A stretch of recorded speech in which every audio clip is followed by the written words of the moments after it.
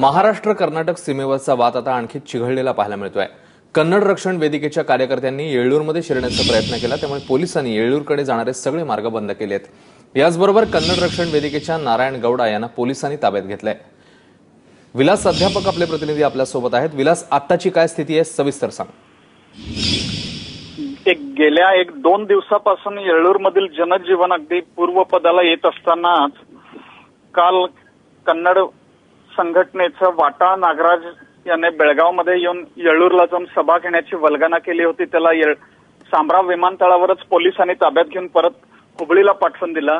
त्याच्यानंतर परत काल शिवसेनेच्या आमदारांना बेळगावमध्ये पत्रकार परिषद घेऊन दिली नाही, त्यांना अटकाव केला पोलिसांनी। त्याच्यानंतर आज म्हणजे कन्नड संघटनेचा नारायण गौडा बेळगावला येऊन येळ्ळूरमध्ये जाणार होता। आणखीन त्याच्यासाठी त्यांनी कार्यकर्त्यांची जमवाजमवती केली होती, पण पोलिसांनी नारायण गौडाला हुबळीमध्येच अटक केलेली आहे। आणखीन काही कन्नड संघटनेचे कार्यकर्ते येळ्ळूरमध्ये प्रवेश करण्याचा प्रयत्न करत होते, ते पोलिसांच्या ध्यानात आल्याबरोबर पोलिसांनी त्यांना ताब्यात घेतलेला आहे। आणखीन येळ्ळूरमध्ये जाणारा मार्ग रोखून धरलेला आहे। आणखीन येळ्ळूरमध्ये कोणालाही जाऊ दिलं जात नाही। आणखीन पुन्हा एकदा तिथला पोलीस बंदोबस्त ते वाढवण्यात आलेला आहे।